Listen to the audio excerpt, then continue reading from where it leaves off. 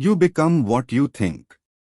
In 1869, a 27-year-old man, who had just graduated as a doctor of medicine from Harvard, was going through a crisis of meaning. This was not the first time he dealt with adversity. Throughout his 6 years in medical school, his education was interrupted by different illnesses and bouts of depression. But this time, it was worse. He even contemplated suicide for months. The young man's name was William James, who later became the leading psychologist in America and one of the founders of the philosophical school of Pragmatism. It took James 3 years to overcome depression. Something he did by himself. To be clear, James wasn't just feeling down. John McDermott, editor of the writings of William James, wrote about the severity of his mental state. James spent a good part of life rationalizing his decision not to commit suicide.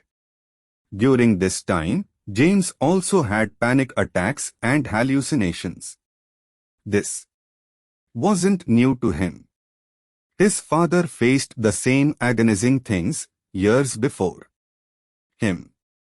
This feat made James believe that his condition was biological and therefore something he couldn't overcome. But in 1870, James made a psychological breakthrough after reading an essay by Charles Renouvier, a French philosopher. In his journal, he wrote, "I think that yesterday was a crisis in my life. I finished the first part of Renouvier's second essays and see no reason why his definition of free will, the sustaining of a thought, because I choose to when I might have other thoughts, need be the definition of an illusion. At any rate, I will assume for the present until next year that it is no illusion. My first act of free will shall be to believe in free will." This realization is at the core of Pragmatism, the school of philosophy that James and Charles Sanders Peirce founded years later. James realized that we have the ability to choose one thought over the other. In other words, we can control what we think. However, James doesn't say we can control our consciousness. When we sit down and observe our thoughts for a few minutes, we will notice that a lot of things flow through our mind. The thoughts are just there. Nothing we can change about that. But since we have free will, we can decide which thoughts we focus on. Hence, we can influence the direction of consciousness. This realization is critical to the way we live. It's the difference between "I can't help but feel this way" and "I feel this way because I decided to feel this way." The emphasis is on deciding. And that's what this book is about. With practice, you can get better at controlling your thoughts so you can decide what you think. And with better control over our thoughts, we can improve the quality of our lives and the outcome of our careers. That's my proposition in this book. You have the ability to decide what you think. And since the result of your life depends on your thoughts, I think it's the most important thing in life. When we improve the way we think, nothing is impossible to achieve. That simple realization changes everything. Many great thinkers have written about the importance of thoughts. But William James' godfather, Ralph Waldo Emerson, who also inspired James a great deal, put it most simply. You become what you think about all day long. I believe that's true. But we must realize that actions follow thoughts. That means you can't change your actions without changing your thoughts. Let's start. Why do we need a book on practical thinking? The human brain is the most important tool we have. It's more important than any technology, device, or instrument. Robert Greene, the author of Mastery, put it best: if there is any instrument you must fall in love with and fetishes, it is the human brain, the most miraculous, awe-inspiring, information processing tool devised in the known universe, with a complexity we can't even begin to fathom, and with dimensional powers that far outstrip any piece of technology in sophistication and usefulness. However, there is one problem. We are born with this great tool, but we don't know how to use it properly. We are highly impractical beings. We think that we are good thinkers, but research paints a different picture. We think we make practical decisions that we base on logic. But that's not the case, as Dan Ariely, author of Predictable Irrationality, writes. We usually think of ourselves as sitting in the driver's seat, with ultimate control over the decisions we made and the direction our life takes, but alas, this perception has more to do with our desires, with how we want to view ourselves than with reality. Emphasis mine. It's safe to say we are not practical thinkers.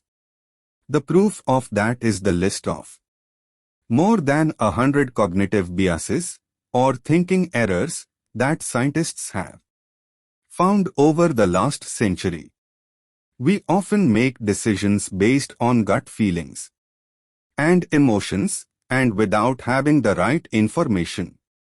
I have read several books about better thinking and decision-making. I liked them. But I had one problem with all the books in this field: they weren't practical. They do a great job of describing why we think the way we think by sharing stories. But I couldn't find a practical book that explained how to change the way you think. Use what works. I'm not a neuroscientist, psychologist, philosopher, or any type of expert on the topic of thinking.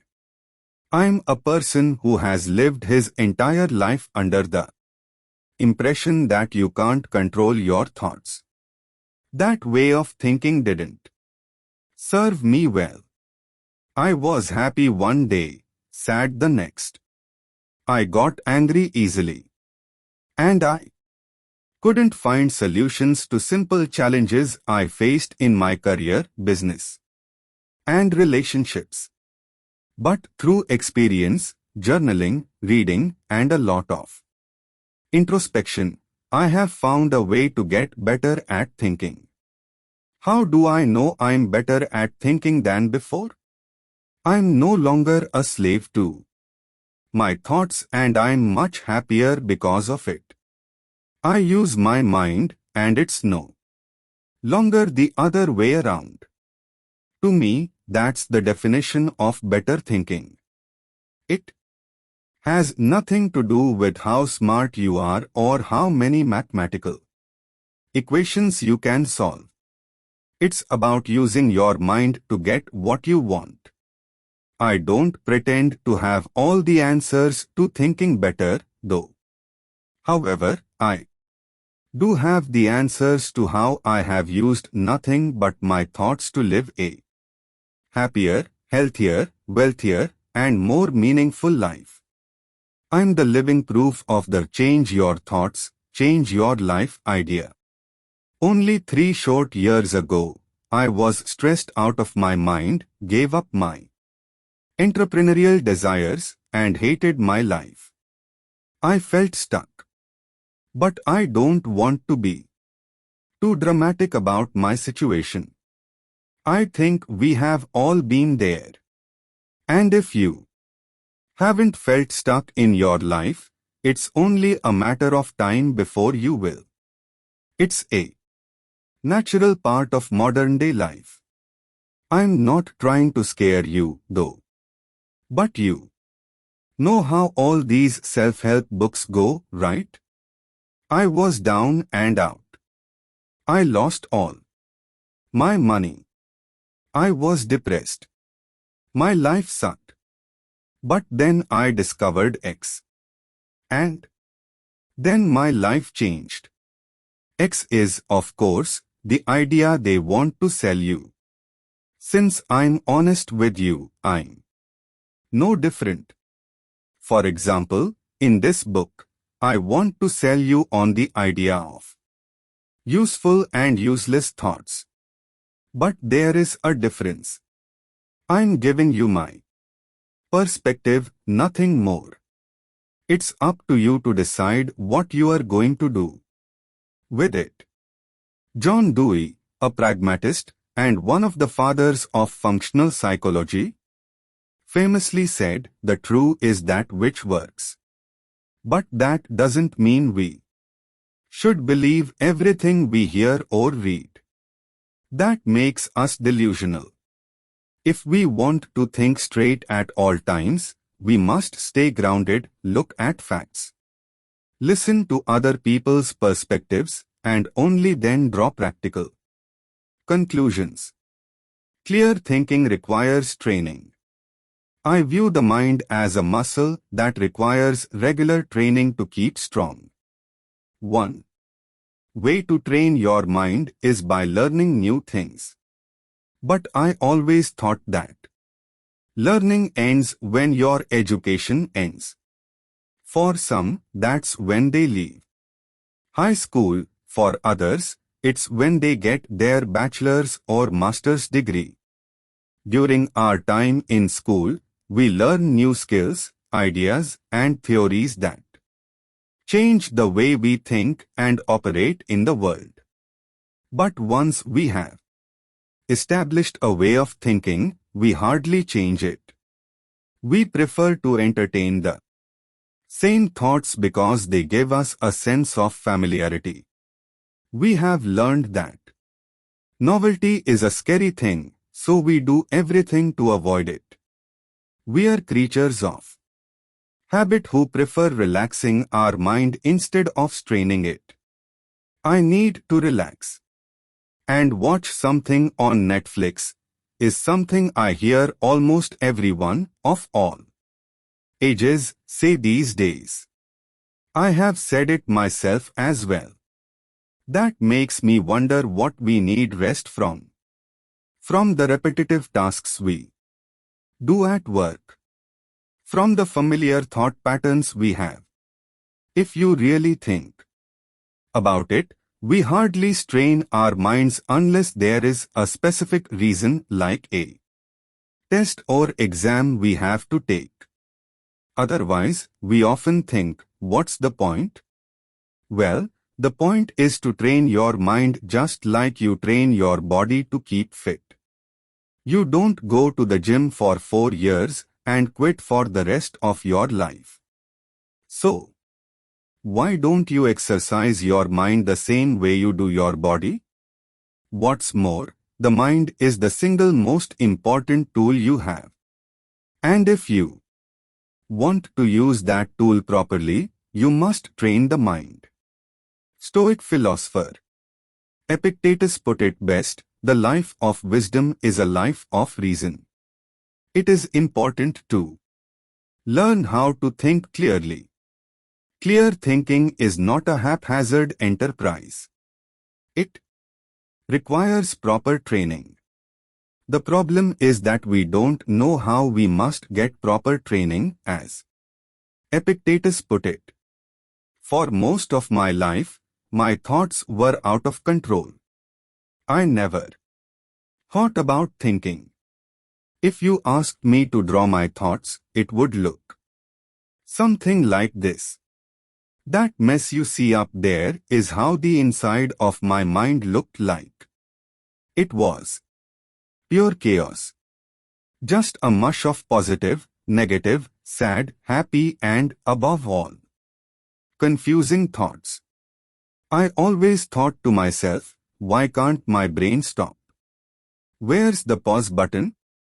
Looking back, I didn't know how to use my brain as the wonderful tool it is. From chaos to clarity. In 2014, I moved to London from Leeuwarden, the Netherlands, the city where I grew up. I went from a city with 100,000 people to a city where 7 million people live. Things were harder than I expected, especially when it came to finding a place to live. After doing research and talking to my new coworkers, I learned that it was almost impossible to find an apartment in a short period without getting ripped off. Instead, I decided to rent a room, which was a lot easier, for 3 months. And I decided to explore different areas in London that were within an hour commute by public transportation to my work. That was my plan. And everything went well at first. After 2 months, I found a small and affordable one-bedroom apartment in Earlsfield, in southwest London. I had planned everything. I cancelled the lease of the room I rented and signed the lease for the new apartment. My parents and brother even drove over from Holland to help out. And because I didn't have much stuff, we could just use their car to move my things from the old place to the new place, which were only 10 minutes apart. In my mind, this would be the deal. I would just pack up my stuff, get the key to the new place, hand the keys back to the old landlord, and move into the new place, watch Netflix and relax. Also, I expected to do everything on the same day. Well, things didn't go as planned after all. My new landlady changed her mind last minute and decided not to rent out her apartment. She told me this a day before the day I planned the move. All of a sudden, I had no place to live and had an SUV full of my things. That night, in my parents' hotel room, I panicked big time. I don't know what to do. I have no place, my stuff is in a van I brought you guys over from Holland, and now I'm sitting here like an idiot. I continued blaming myself for the rest of the day and evening. You're probably thinking, really? Yes, looking back on this, I can't help but think that I may have acted a little bit too dramatic. Well, let's just call it like it was. I was overdramatic. And not just a little. That's exactly why I picked out this example, because it shows how stupid I was in my thinking. I spent so much time in my head that I had lost sight of the situation. I wasn't thinking clearly. And for what? Some first world problem? Come on. The next day, I woke up, and with the encouragement of my parents and brother, I decided to stop feeling sorry for myself and to start finding a solution instead. I said to myself, think straight. I knew I had to replace the mess with clarity. I wanted to get straight to the Oint. I pictured this. On the left, a mush of useless thoughts, worry, stress, suffering, confusion. Not knowing what to do. On the right, one straight thought that has a single, useful purpose. I wanted to start using my mind as a tool. In the case of my London story, I needed to look for a solution fast. It turned out that was easy once I started thinking straight. I booked an Airbnb until I found a new place. In the end, we stayed in an Airbnb for a week. The landlady changed her mind again and decided to rent the apartment to me anyway. So, all my stressing, worrying, and thinking were especially useless. How often does that happen? We are always so quick to judge and draw conclusions based on our assumptions. We are all human beings. We make mistakes. We change our minds. And we assume things that are not true all the time. That's normal. What's not normal is to let your mind go out of control. And after many other useless thinking episodes, I decided to change. I didn't have one big epiphany or super dramatic moment that forced me to change. Life is not a Hollywood drama. People that I know only change after a culmination of problems. At some point, we stand up and say, enough. And you know what? A lot of people never change at all. But that shouldn't be our concern. After years of chaos in my mind, I just had enough of mental suffering. I can't make it any prettier than that. You don't need an all is lost moment. Those types of moments almost never happen. About 2 years ago, I started changing my thoughts. And I have learned to replace the chaos in my mind with clarity. Now, there is peace. In the rest of this book, I will share with you exactly how I did it. But first, I want to share a brief history of thinking. A very brief history of thinking. Thoughts are important. But not all thoughts are equal. The quality of your thoughts matters the most. Roman emperor and Stoic philosopher Marcus Aurelius said it best, the universe changes, our life is what our thoughts make it. A quick look at our surroundings shows us that life is changing faster than ever.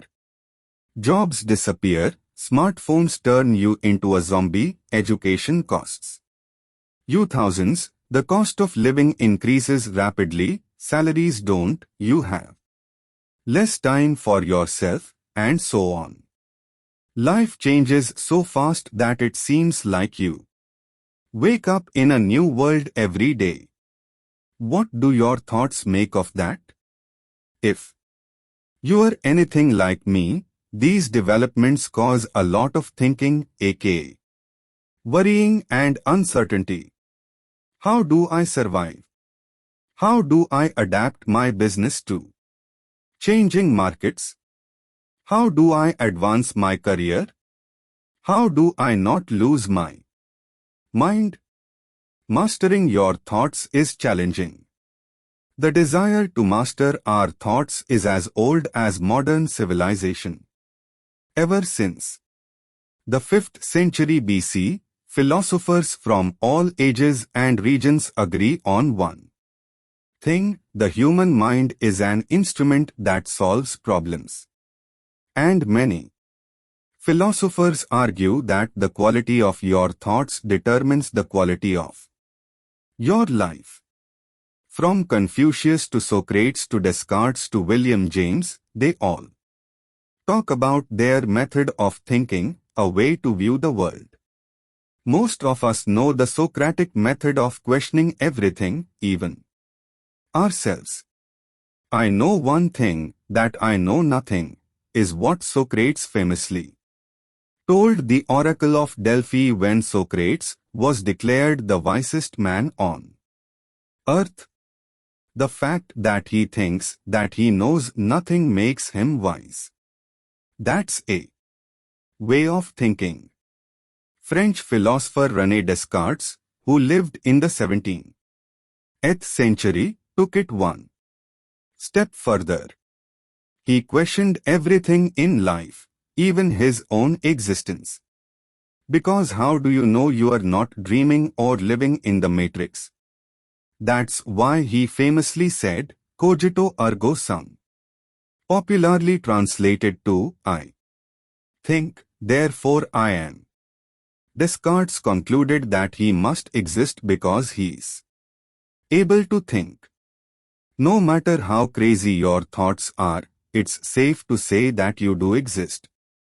So, why not make your existence a little more practical, light-hearted, fun, and useful?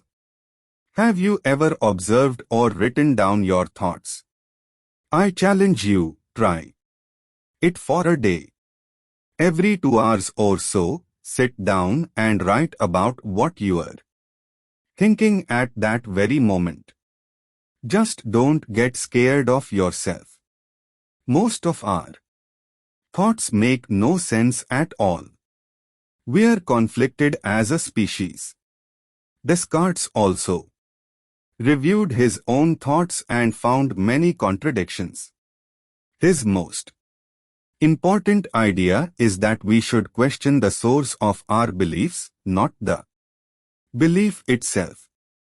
Because most of our beliefs are based on our or other people's perceptions. How many of your ideas are based on what others have told you? Or based on your first thoughts or assumptions? At the core of thinking lies our ability to separate the truth from falsehood. What is true? What is false? One way to look at that question is to take a pragmatic perspective. William James describes the idea of pragmatism as follows: the attitude of looking away from first things, principles, categories, supposed necessities, and of looking towards last things, fruits, consequences, facts. Thoughts should serve a useful purpose. If they don't, they are useless. That's straight thinking. Pragmatism is a method of thinking, not a solution. In fact, all thinking is a method. Your thoughts serve as an instrument. But it's a conflicting instrument that's very hard to use. Henry Ford said it best, thinking is the hardest work there is, which is probably the reason why so few engage in it.